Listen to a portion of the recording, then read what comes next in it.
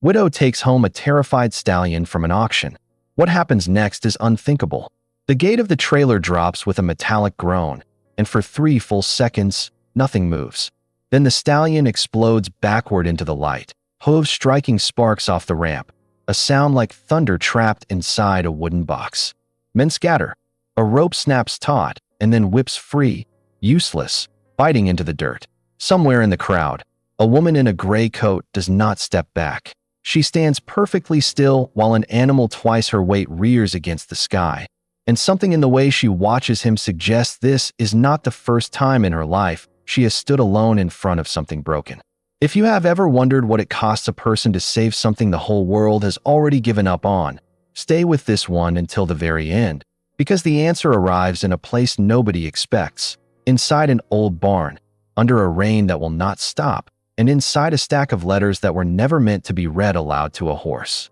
Before we go further, tell us where you're watching from tonight. Type your city in the comments. If you've ever had to rebuild something, a name, a family, a piece of land, after other people had already decided you'd failed, hit like and subscribe, because Anelise Vance is about to do exactly that, one cold night at a time, and you will want to see how far patience can carry a person who has nothing left to lose. The Blue Ridge County Livestock Auction sits at the bottom of a valley that fills with fog before the sun is fully up, and on the second Saturday of October, the fog does not lift until almost 10. Anelise Vance arrives at 9:40, alone, driving a truck with a dented tailgate and a trailer that has not hauled anything in 3 years.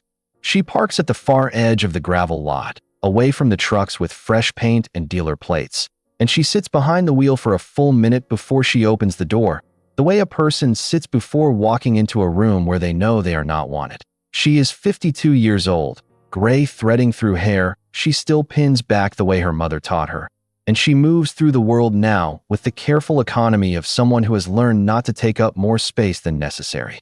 2 years ago, this same auction yard would not have looked at her twice, because 2 years ago she was still Daniel Vance's wife, and the Vance name meant something in these hills. Clean bloodlines, honest scales, a handshake you could build a season on.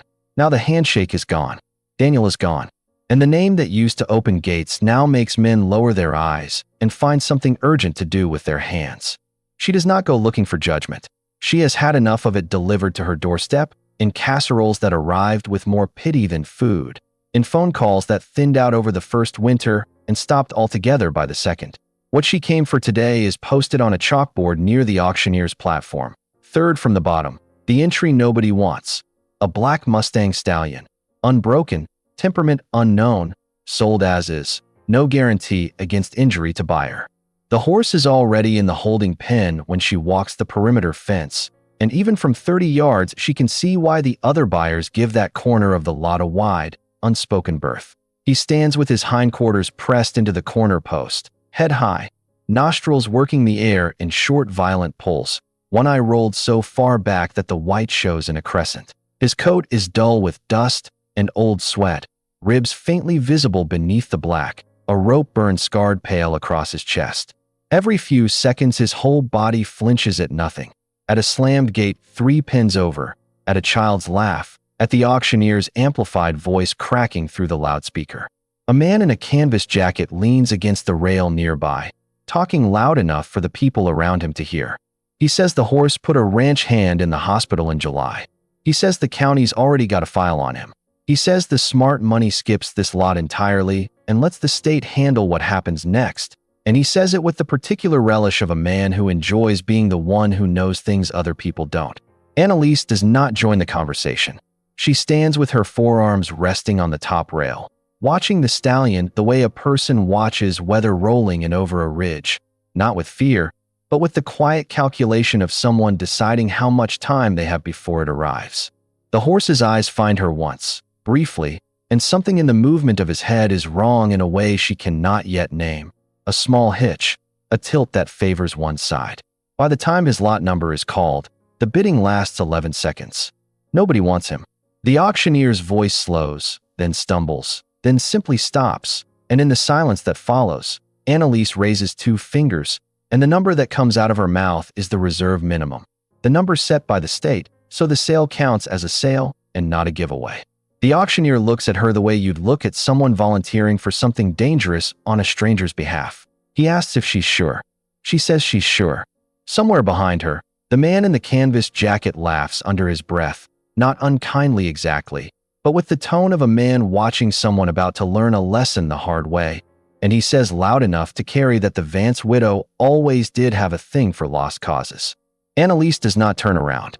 She signs the paperwork with a steady hand, and when the clerk asks for a name for the transfer, she writes Shadow, because that is what the tag on his pin already calls him. And because in the last 11 seconds she has already decided she is not going to be the one who changes it. The drive back to the Vance ranch takes 40 minutes on roads that climb and fall through stands of Douglas fir, and for the entire drive, the trailer behind her truck does not go quiet. Every mile or so the whole rig shudders with the impact of a body slamming into steel, and Anelise grips the wheel and keeps her speed low and even, the way you'd carry a glass filled past its rim. The ranch itself sits at the top of a long grade, 70-some acres of pasture that used to be considered some of the best grazing land in the county, now grown ragged at the edges where fences have gone unmended.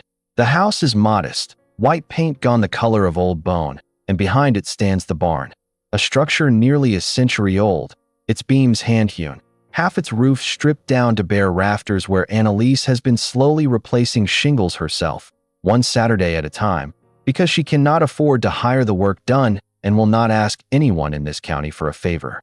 She backs the trailer up to the round pen at the edge of the north pasture, the pen with the highest fence on the property, 6 feet of rough-cut lumber that Daniel built the year they married. She lowers the ramp from a distance, using a length of rope threaded through the latch, and then she steps back, all the way back, past the gate, and she waits. For a long time, nothing happens. The trailer sits open and dark and silent, and the only sound is wind moving through the tall grass and a hawk somewhere far off making its slow circles.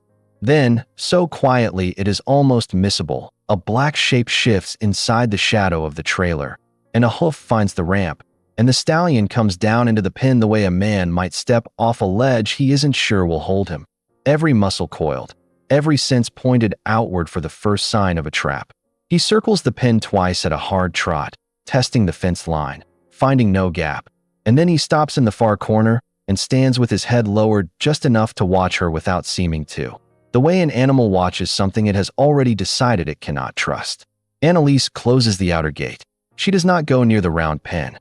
She walks back to the house, and if you were watching closely, you would notice that before she goes inside, she stops on the porch and looks back at the barn for a long moment, the way a person looks at a debt they have just decided to take on. That night, for the first time, she carries a folding chair and an old wool blanket out to the round pen, sets them down 8 feet from the rail, sits, and opens a small tin box she has kept on her nightstand since the funeral. Inside are letters, dozens of them, folded soft at the creases, ink faded to brown, written in a hand she would know anywhere in the world. She takes out the one on top, and in a low, steady voice, she begins to read it aloud into the dark. The stallion, from the far corner of the pen, goes utterly still. The letters were written over the better part of 30 years, the earliest of them dated before Anelise and Daniel Vance were even engaged, the latest just 11 days before the accident that took him. He was not a man given to speeches. He built fences and doctored sick foals and drove 3 hours to the state fair every August without complaint, and in front of other people he rarely said more than the weather required. But on paper, alone, something in him opened that never quite opened in the daylight, and the letters he left behind are full of a tenderness that the same town now circling her ranch like buzzards, never once saw him show. She reads one letter a night, not because she has planned it that way, but because after the first night, when she found herself still sitting in the folding chair an hour after the last page, cold clean through, she understood that something had shifted in the pen, and she was afraid to disturb whatever it was by changing the pattern.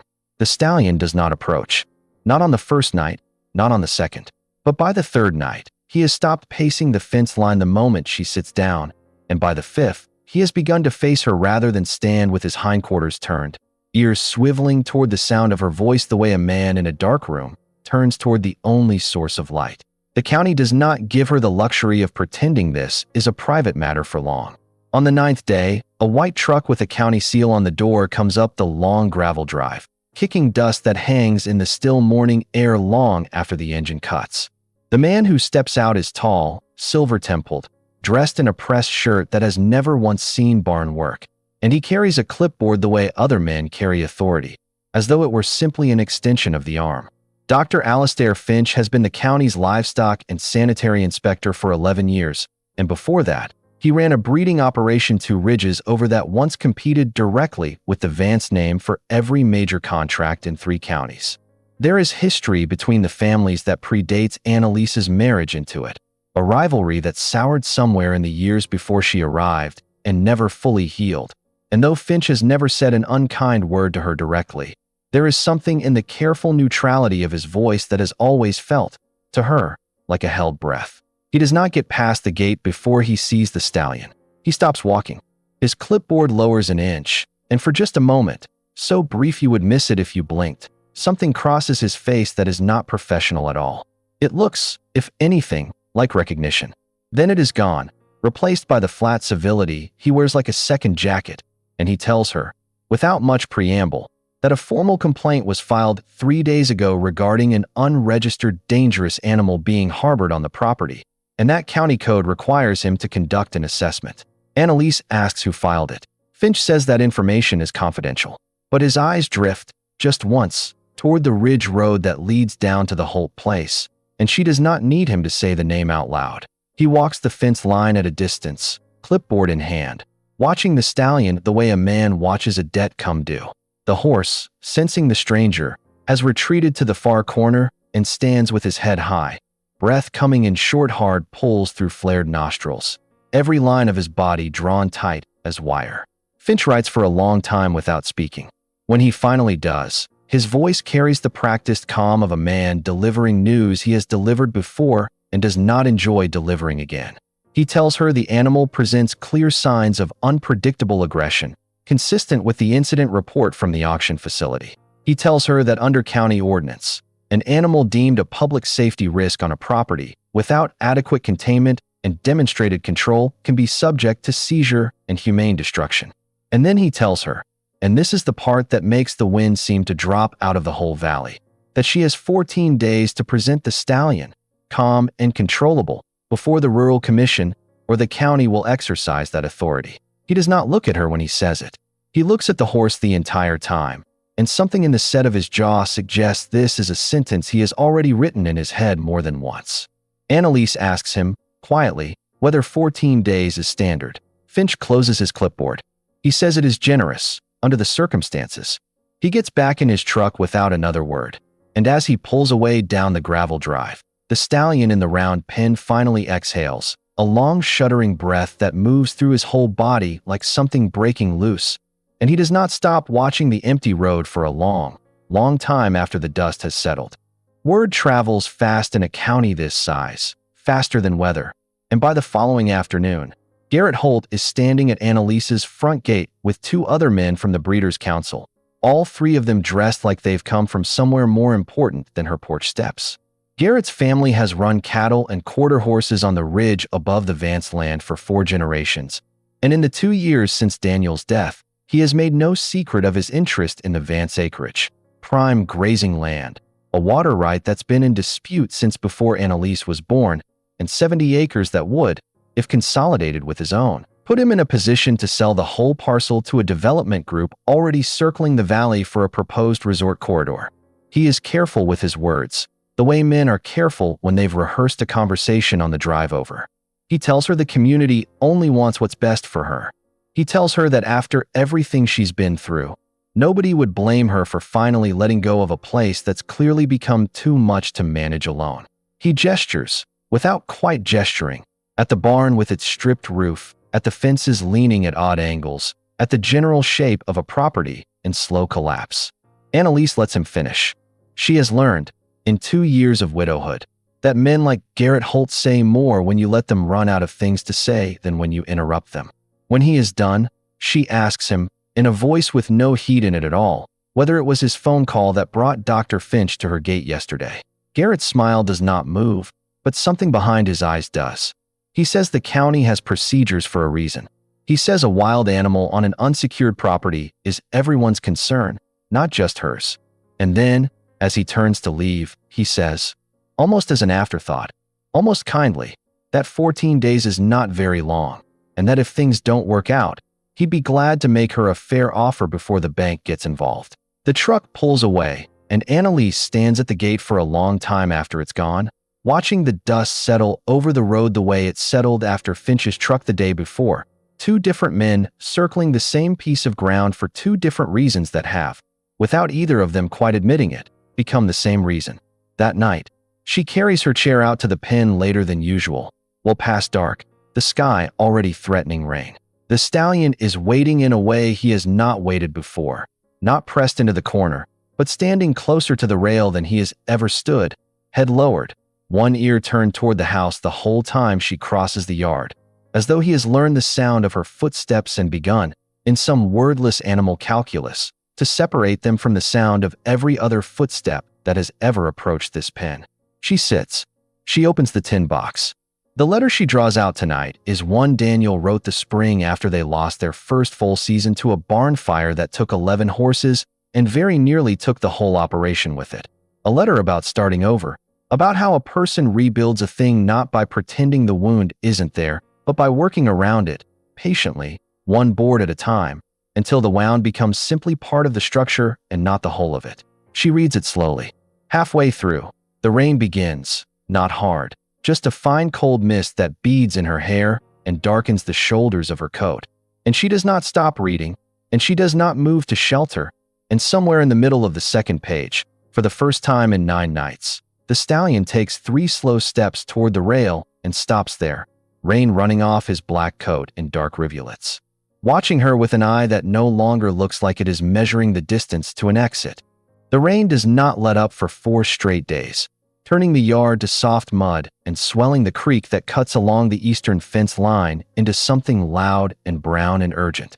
Anelise works through it, repairing a section of collapsed fencing along the lower pasture, hauling feed up from the barn in a wheelbarrow with a wheel that sticks, patching the section of roof over the tack room with a tarp that the wind keeps trying to tear loose from her hands. She is not a large woman, and there is a visible cost to this kind of labor at 52 that there would not have been at 30, but she does not stop, and she does not ask for help, because there is no one left in this county she trusts enough to ask. Every evening, regardless of the weather, she carries the chair and the tin box out to the round pen. The stallion now waits for her at the rail before she has even crossed the yard, and on the 12th night, something happens that changes the shape of everything that follows. She is reading a letter from the autumn Daniel proposed, a clumsy, half-finished draft he apparently never sent, found tucked behind the others, full of crossed-out lines and second thoughts, more honest in its unfinished state than any of the polished ones around it, when the stallion, without any warning at all, closes the last several feet of distance and lowers his head over the top rail until his muzzle hovers inches from her shoulder. Anelise does not move. She does not reach for him. She keeps reading, her voice unsteady for just a moment before it steadies again, and the horse stands there in the rain with his head lowered near her, breathing in slow, measured pulls until the letter ends. It is only afterward, when she finally lifts a hand, slowly, the back of her knuckles first, the way you'd offer scent to a dog you didn't fully trust, that she notices it. As her hand nears his left shoulder, near a patch of old scarring along the withers where the coat grows in coarse and uneven, the stallion's whole body flinches, not away from her, but into her hand, pressing the scarred patch against her palm with something that looks less like aggression and more like relief. A shudder running the length of him the way relief runs through a body that has been braced too long against a pain it never expected anyone to touch on purpose. She holds her hand there. The horse's breathing slows. And in the wet dark of that pen, for the first time since the auction, Anelise notices what has been wrong with the tilt of his head all along. Not defiance, not aggression, but the compensating posture of an animal favoring a blind side, keeping his good eye turned toward whatever might threaten him, keeping the ruined one angled away, the way a man turns his weaker shoulder from a blow he's learned to expect. The next morning, she calls the only veterinarian in the county who has never once treated her with the careful pity of the others, an older woman 2 towns over who examines animals other vets won't take on. It takes the vet less than 10 minutes with a penlight to confirm it. The stallion is blind in his left eye, an old injury, poorly healed, likely months if not years past its original trauma, calcified scar tissue where a proper suture should have been. Whatever happened to this horse, the vet says, quietly folding her instruments away, it happened a long time before that auction pin, and it happened to an animal someone once cared enough about to at least attempt stitches. Clumsy ones, but stitches, before deciding, for reasons the vet cannot begin to guess, to simply let him disappear. Anelise stands in the rain outside the round pen for a long time after the vet's truck pulls away, one hand resting on the top rail, watching the stallion graze with his blind side turned toward her, trusting her, for the first time, to watch the part of the world he cannot.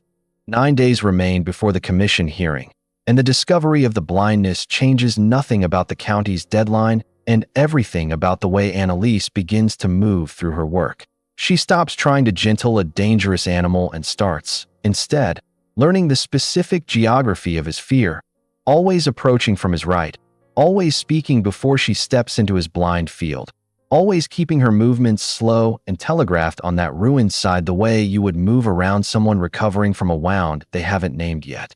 Progress comes in small, exact increments.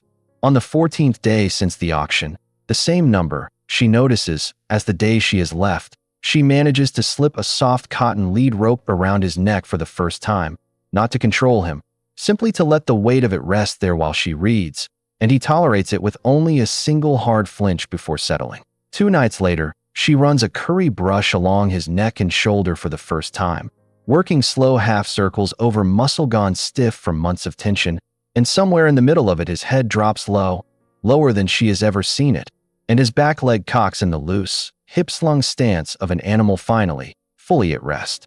It is during this grooming, on a gray afternoon with the barn roof still dripping from the last of the rain, that her hand catches on something beneath the thick winter coat growing in along his left flank, a raised patch of skin, old and pale, half hidden under new hair, shaped with a symmetry that does not belong to any accidental scar. She parts the hair with careful fingers. Beneath it, faint but unmistakable, is a brand, not fresh, years old, the edges softened by time, but its shape still legible if you know how to look at a brand the way people in this county have looked at brands their whole lives. It is not the auction lot's tracking mark. It is a ranch brand, a private one, and Anelise has seen this particular mark before, stamped into the corner post of a property 2 ridges over, a property that used to run some of the finest quarter horses in 3 counties before its owner sold off the breeding stock and reinvented himself, years later, as the man who now holds the authority to decide whether this very horse lives or dies. She sits back on her heels in the mud, one hand still resting on the brand, and for a long moment she does not move at all, the shape of an entirely different story assembling itself in the silence, one board at a time, the way a person's understanding of a betrayal sometimes has to be built before they can bear to look directly at it. She does not go to Finch immediately. For 2 days, she says nothing to anyone, working through her chores with the brand sitting in her mind like a held breath, turning the shape of it over the way she might turn over a stone to see what's living underneath. Instead, she drives 40 minutes to the county records office and requests archived breeding registrations for the Finch operation back before it dissolved, and the clerk, a woman who remembers Daniel Vance fondly and does not ask questions she doesn't need answered, pulls a decade-old file without comment. The registration confirms it. A black stallion, foaled on the Finch Ranch 19 years ago, registered under a name that means nothing to her, Cassius, with breeding records that stop abruptly 6 years back. No sale recorded, no transfer of ownership, no death certificate, nothing. The horse simply vanishes from the paperwork the same year. Anelise learns from a second document tucked loose in the folder that the county's insurance claims office processed a liability payout to a Finch Ranch employee for an eye injury sustained during a training incident. She sits in her truck in the gravel lot outside the records office for a long time, the folder open on the passenger seat, piecing together what the paper will not say outright but does not need to. An accident, an injury the ranch did not want attached to its name, a horse that had gone from asset to liability in the space of one bad afternoon, and a decision. made by a man who has spent the last 11 years standing in judgment of other people's animals, to simply make the evidence disappear into an unregistered sale, a name change, an auction lot 3 counties over where nobody would think to trace the bloodline back to him. The same man who arrived at her gate with a clipboard and gave her 14 days is the man who put this horse in that condition in the first place, and then let the world call him dangerous rather than admit what he had done to make him that way. She could destroy him with this. One copy of that file, laid in front of the Rural Commission on the day of the hearing, and Alistair Finch's reputation, the clean, careful authority he has spent 11 years building on the ashes of the operation that failed him, would not survive the week. The men who have spent 2 years circling her ranch, waiting for her to fail, would watch instead as the county's own inspector was exposed as a coward who mutilated an animal and then hid behind a badge to finish the job he started. It would be, in every practical sense, a complete and total victory. She turns the thought over for the better part of an afternoon, moving through her chores with the folder never far from reach. And more than once she catches herself composing, without meaning to, the exact sentence she would use to open that hearing, the exact pause she would leave before laying the photocopy on the table, the exact silence that would follow. It would not take much.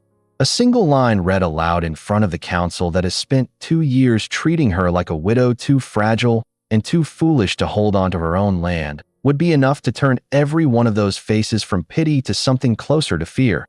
And there is a version of her, tired enough and wronged enough, that wants that far more than she is proud to admit. She sets the folder down more than once that afternoon and does not touch it again until evening, as though it were something that could burn her if held too long. She drives home with the folder on the seat beside her, and that night, for the first time since she began, she does not read a letter to the Stallion at all. She sits in the folding chair with the file closed in her lap, and she watches him graze in the last gray light of evening, and she does not yet know, not that night, not for 2 more days, which version of justice she is capable of choosing. The days that follow move differently than the ones before them. The ordinary rhythm of feeding and mending and reading now shadowed by a decision she has not yet made, and it is Daniel's letters, in the end, that seem to press on her hardest during this stretch, because so many of them, written across 30 years by a man who buried more than one rival's cruelty without ever once trading it for cruelty of his own, return again and again to the same idea in different words, that a ranch built on getting even is a ranch that never stops needing to. She reads one such letter on the 16th night, written the year a competing breeder spread a false rumor about disease in the Vance herd that cost them a season's contracts, and Daniel's handwriting from that year is angrier than in almost any other letter in the box. And yet the letter itself is not about revenge. It is about the exhausting, deliberate discipline of not taking it, of rebuilding instead of retaliating, because a man who spends his strength on getting even has none left over for getting better. She reads it twice. The Stallion stands with his head over the rail the whole time, blind eye turned toward the house, good eye fixed on her face, as though he too is waiting to see what she decides to do with an old wound. On the 18th day, with 4 days remaining before the hearing, Garrett Holt returns to her gate, this time with a folded document already prepared, a purchase offer, low enough to be almost an insult, timed with the precision of a man who has been counting down the same 14 days she has. He tells her, not unkindly, that the commission rarely reverses a public safety seizure once it's been recommended by the county inspector, and that it might be easier, cleaner, for everyone, if she simply signed before the hearing rather than after it. Anelise takes the folded paper from his hand. She does not read it in front of him. She thanks him for coming by, and she tells him, in a voice that gives away nothing at all, that she intends to be at the hearing on Saturday with the horse, and that he is welcome to attend and see for himself. Garrett's expression falters, just slightly, the confidence of a man whose calculations have not accounted for the possibility of her actually succeeding. He leaves without another word, and Anelise stands at the gate holding his folded offer until his truck disappears down the ridge road, and then she walks back to the barn, past the round pen, past the Stallion who lifts his head at the sound of her boots on the gravel, and into the tack room, where she takes down a battered saddle that has not been used in 3 years and begins, for the first time, to clean the leather. The morning of the 19th day, Anelise drives to the county building not for the hearing, That is still 2 days off. But for a private meeting she requested herself. One the clerk was visibly surprised to schedule, given that it is Alistair Finch's own office she is asked to sit in. He receives her with the same careful neutrality he has worn since the day he first saw the stallion over her fence line. Offering coffee, she declines, gesturing to a chair across from a desk arranged with the precision of a man who does not like surprises. She sits. She does not waste time on pleasantries he clearly does not want, and she has no patience left to perform. She sets a single folder on his desk. Inside it is not the county's dry paperwork, but something smaller, more personal. A photocopy of the archived registration, the insurance claim, and a page from the vet's report describing, in clinical detail, the age and likely cause of a blind eye that has never once, in 11 years, been mentioned in any official file bearing his name. Finch does not open the folder immediately.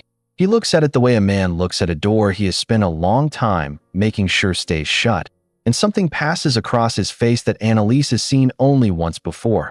The flicker at the gate, the day he first saw the horse, and, for one unguarded second, looked less like an inspector and more like a man meeting a ghost. When he finally opens the folder and reads, his hands are very still, and the silence in the office stretches long enough that the ticking of a wall clock becomes the loudest thing in the room. He does not deny it. He does not ask how she found it. He simply sits, staring down at the photocopied brand, at the insurance claim with his ranch's name typed plainly across the top, at a truth he has apparently spent 6 years believing was buried deep enough to stay buried. When he finally speaks, his voice has none of its usual clipped authority left in it. He asks her, quietly, what she intends to do with it. Anelise tells him she is not going to bring it to the hearing. She is not going to hand it to the council, or to the newspaper, or to anyone in this county who has spent 2 years waiting for a reason to finish what the rumors about her husband started. She tells him the folder is his, to do with as he decides, and that the only thing she wants from him in return is 14 days that were never really about public safety in the first place, and a hearing on Saturday where the horse is judged for what he actually is, not for a fear that Finch himself planted in him and then never took responsibility for. Finch does not answer right away. He sits with the folder open in front of him for a long time, and when Anelise finally rises to leave, he asks her, not as an inspector now, but as something closer to a man, why she isn't using it. Why, after everything this county has already taken from her, she would hand him the one thing that could make him pay for even a fraction of it. She pauses at the door. She tells him she has spent 2 years watching people use the truth as a weapon, and that she has decided she does not want to become fluent in a language that has already cost her so much. Then she leaves, and Alistair Finch remains alone at his desk, the folder open in front of him, the wall clock still ticking, a man confronted for the first time in 6 years with the exact shape of the thing he ran from. Saturday arrives cold and clear, the kind of hard blue autumn morning that makes the whole valley look freshly rinsed, mist still clinging to the low pastures as the sun climbs over the ridge. The Rural Commission holds its hearings in the same fairground arena where the county's 4-H shows are judged every summer. A low wooden grandstand ringed around a dirt corral, and by 9 in the morning, the stands are far fuller than a routine safety hearing has any right to draw. Word travels fast in a county this size, and everyone, it seems, wants to see whether the Vance widow's gamble has paid off or whether it will finally, publicly, confirm what half the valley has been whispering since Daniel died, that the Vance name, and everything attached to it, was never as solid as it looked. Garrett Holt sits near the front with 2 other council members, arms crossed, watching the gate with the studied patience of a man who still believes the numbers are on his side. Somewhere behind him, scattered through the stands, are neighbors who have not spoken a real word to Anelise since the funeral, drawn now by curiosity dressed up as civic duty. And near the judge's table, seated at the end with his clipboard closed for the first time anyone can remember, sits Alistair Finch, unreadable, his eyes fixed not on Anelise as she leads the stallion toward the gate, but on the horse himself, in a way that looks, to anyone paying close enough attention, less like inspection and more like penance. Anelise walks the stallion in on a loose lead, no chain, no blinders, no restraint beyond the soft cotton rope he has worn without protest for over a week now. He is groomed, his coat oiled to a deep and even black, his mane combed clean, and though his blind eye still turns instinctively from the crowd noise pressing in around the arena, his gait beside her is steady, unhurried, a far cry from the animal that came off that trailer 3 weeks ago, throwing his whole body against the world.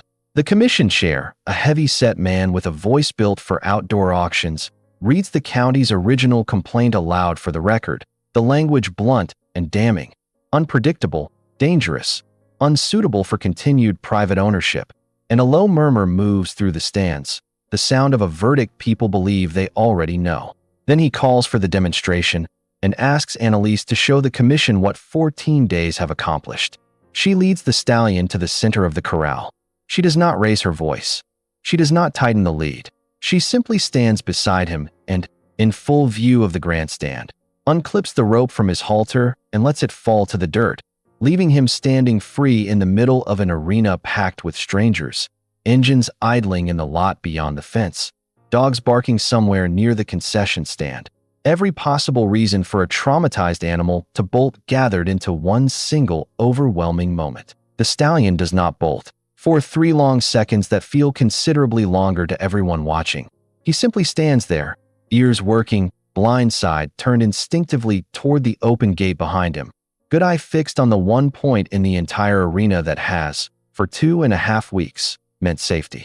Then he walks, not skittish, not driven, but deliberate, unhurried, the way an animal moves towards something it has already decided to trust, until he is close enough to lower his head and rest it against Anelise's shoulder, exactly the way he has every night for the last week beside the round pen, except this time in front of the entire county that decided, 3 weeks ago, that this moment was never going to happen. The grandstand goes silent in a way that outdoor arenas rarely do. Somewhere in the stands, a child says something to a parent in a hushed voice, and the parent doesn't answer, because the parent is watching the same thing everyone else is watching, a horse that killed no one, hurt no one, and simply, finally, put his head down. The commission chair clears his throat twice before he manages to speak again, and when he does, his voice has lost its blunt auction house edge, softened by something the whole arena just witnessed, and none of them quite has language for yet. He asks Dr. Finch, as the county's certifying authority, whether he has anything to add before a recommendation is entered into the record. Finch rises slowly from the judge's table. For a long moment, he says nothing at all, standing with his hands loose at his sides, looking at the horse the way a man looks at something he thought he had buried deep enough that it would never again stand in front of him in daylight. He begins, finally, not with the language of policy, but with something quieter, an admission that seems to cost him physically to produce, that the original complaint against this animal was based on an incomplete assessment, that a proper veterinary evaluation should have identified the underlying medical condition responsible for the behavior in question weeks ago, and that the county, and he personally, failed in that responsibility. Garrett Holt shifts in his seat, sensing the ground moving beneath a plan he has spent weeks assuming was already settled. He half rises, opens his mouth as if to object, but something in the set of Finch's shoulders as he turns toward the council section stops him before he manages a word. Finch does not stop there. He tells the commission that he is formally withdrawing the county's complaint in its entirety, that he is signing, effective immediately, a certificate of rehabilitation for the animal, releasing any further claim of public safety risk against the property. And then, in a voice that carries the particular weight of something a man has decided, alone, in the space of the last 2 days, to finally say out loud regardless of what it costs him, he adds one more thing, that he has personal knowledge of this animal's history that predates the auction, and that any failure of care this horse suffered in the past was not the fault of the woman standing in this arena, and was, in fact, entirely his own. He does not explain further. He does not need to. Anelise, standing in the center of the corral with her hand resting on the stallion's neck, meets his eyes across the dirt, and something passes between them that the crowd cannot fully read, but that Finch clearly understands is the only form of mercy he is ever going to receive for it, and it is, visibly, more than he expected to be given. The commission chair, working now from a script none of this morning's paperwork prepared him for, moves quickly to close the hearing, formally entering the withdrawal into the record and declaring the matter resolved. The grandstand empties in a low murmur of conversation that will keep the county's phone lines busy for the rest of the week, and Garrett Holt leaves without a word to anyone, his folded purchase offer still sitting, and signed, in the glove box of his truck. Alistair Finch does not leave with the rest of the crowd. He waits by the arena rail until the grandstand has mostly emptied, until Anelise has led the Stallion back toward her trailer, and then he crosses the dirt to meet her there, alone, in a way the two of them have never once stood alone together in 11 years of careful, guarded distance. He does not apologize the way people usually apologize, with easy words meant to close a wound quickly. He tells her, instead, standing at the trailer with his hat in his hands, about the accident itself. A training session gone wrong 6 years ago, a green rider he'd allowed on a horse not ready for one, a rear that put the boy in the dirt and put Cassius's eye into a fence post, and a decision made in the panicked hours afterward, with a lawsuit threatened and a reputation on the line, to make the horse disappear rather than answer for what happened to him. He tells her he has spent 6 years telling himself it was a business decision. He tells her that watching this horse put his head on her shoulder in front of the whole county was the first time in 6 years he let himself call it what it actually was. Anelise listens without interrupting.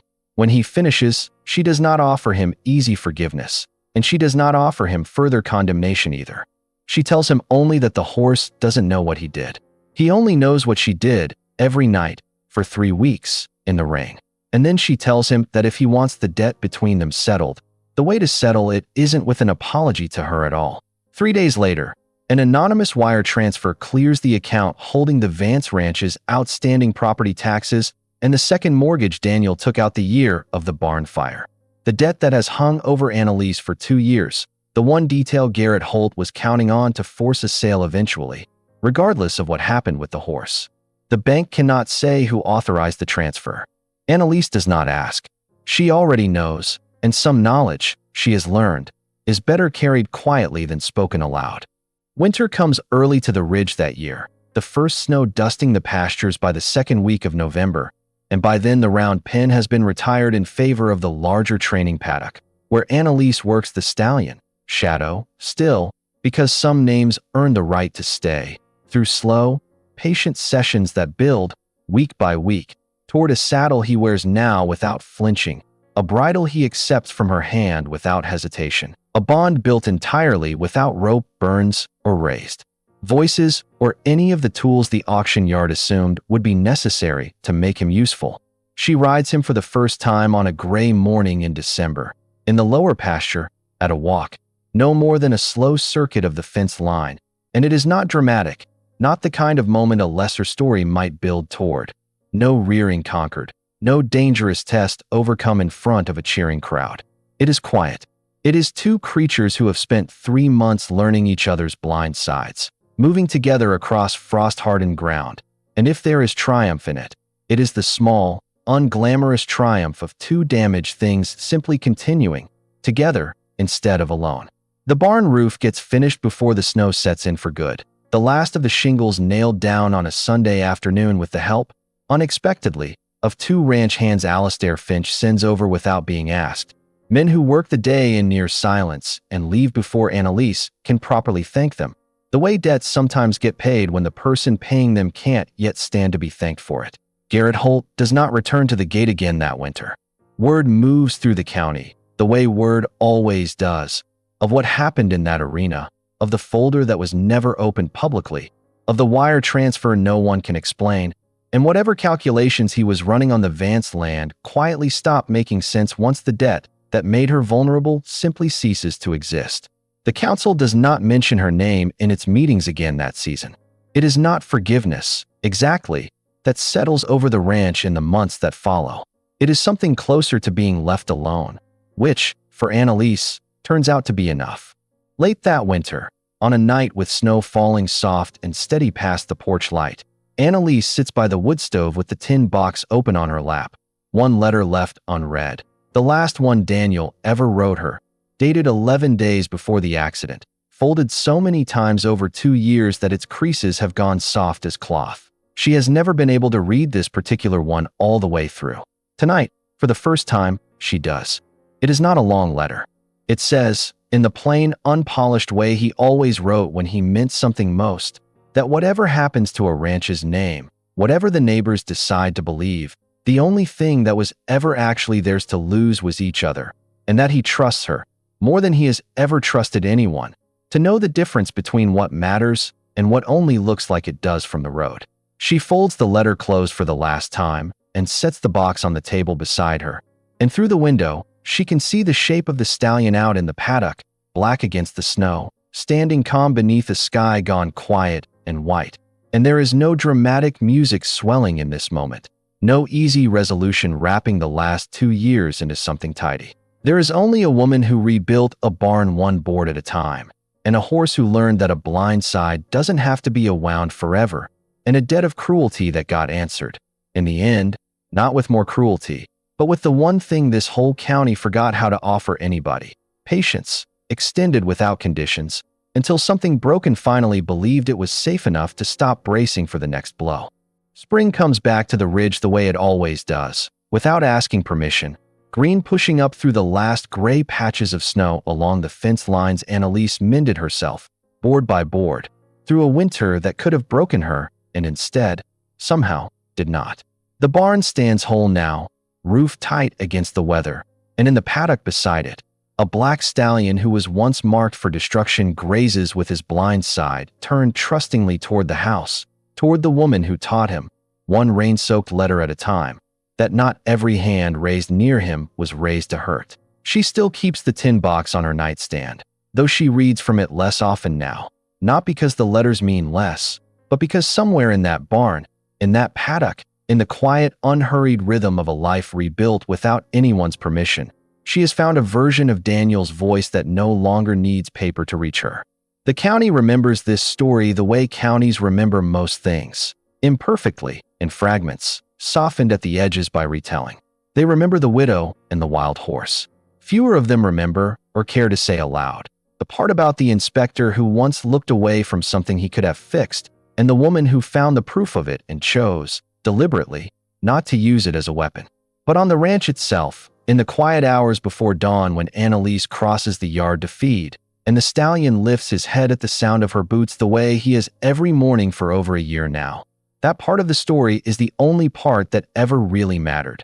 Not what the world decided about either of them, but what they decided, together, to become once nobody was left there to watch. Some debts get settled with money. Some get settled with an apology nobody wanted to give and everybody needed to hear. And some, the deepest ones, the ones carved into scar tissue and silence and years of bracing for a blow that never stops coming, only ever get settled the slow way, the way Anelise Vance settled hers. Not by winning, and not by getting even, but by sitting outside a fence in the cold rain, night after night, until something that the world had already given up on finally believed it was allowed to come home. If this story stayed with you tonight, you already know why some people never stop believing in second chances, and why the quietest kind of strength is often the one nobody claps for.